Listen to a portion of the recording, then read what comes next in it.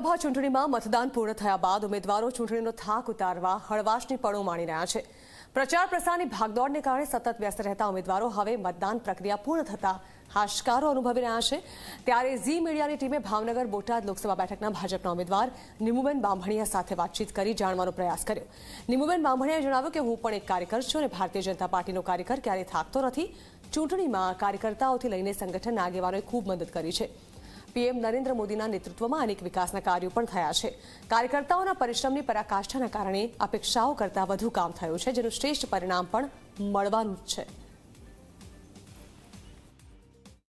લોકસભા ચૂંટણીનું મતદાન છે એ પૂર્ણ થઈ ગયું છે અને નેતાઓજીના શું હાલ છે એ જાણવા માટે થઈને જી મીડિયાની ટીમ છે એ ભાજપના જે ઉમેદવાર છે નિમુબેન બામણિયા તેમના ઘરે આવી પહોંચી છે। આપણે નિમુબેન સાથે સીધી વાત કરીશું।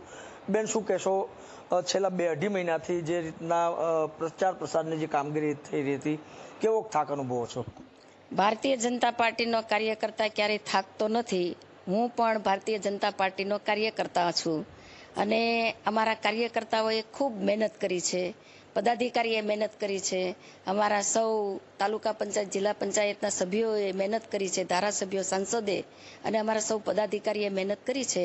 ત્યારે કુલ મળીને ખૂબ બધાએ મહેનત કરી છે, એટલે થાક પણ લાગતો નથી એમ।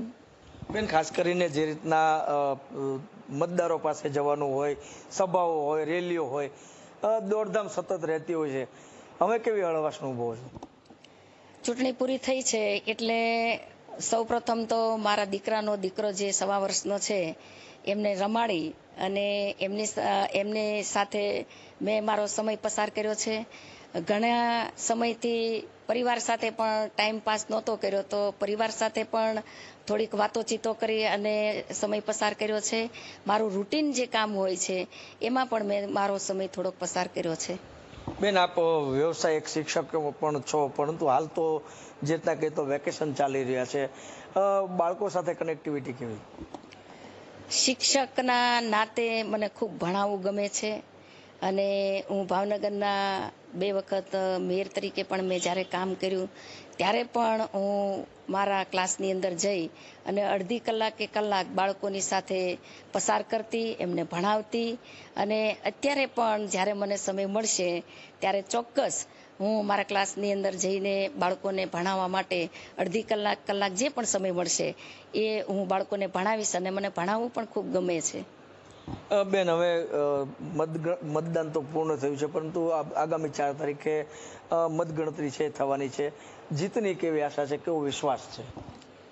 નરેન્દ્રભાઈના નેતૃત્વની અંદર 10 વર્ષના શાસનની અંદર અનેક વિકાસના કામો થયા છે, અનેક ઊંચાઈઓ પ્રાપ્ત થાય એ પ્રકારનો વિકાસ થયો છે। સૌનો સાથ સૌના વિકાસના મંત્રને લઈ દરેક સમાજના લોકોને વિકાસના ફળો મળ્યા છે। અમારા ભારતીય જનતા પાર્ટીના કાર્યકર્તાઓનું પણ એક વટવૃક્ષ છે, ત્યારે કાર્યકર્તાઓની ફોજ અમારા તાલુકા પંચાયતના સભ્યો, જિલ્લા પંચાયતના સભ્યો, અમારા ધારાસભ્યો, અમારા સાંસદ અને અમારા તમામ પાર્ટીના પદાધિકારીઓએ કુલ મળી અને ખૂબ મહેનત કરી છે અને પરિશ્રમના પરાકાષ્ઠાએ અમારા કાર્યકર્તાઓએ કામ કર્યું છે। ખૂબ તડકો હોવા છતાં અમારા કાર્યકર્તાઓએ કામ કર્યું છે, ત્યારે ચોક્કસ કુલ મળીને અમારું જે કામ અમે કર્યું છે એનું શ્રેષ્ઠ પરિણામ પણ અમને પ્રાપ્ત થવાનું છે।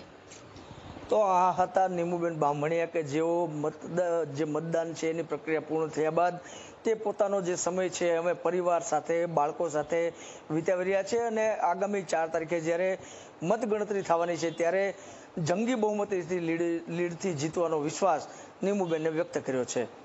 નવનીત દલવાડી, જી મીડિયા, ભાવનગર। તો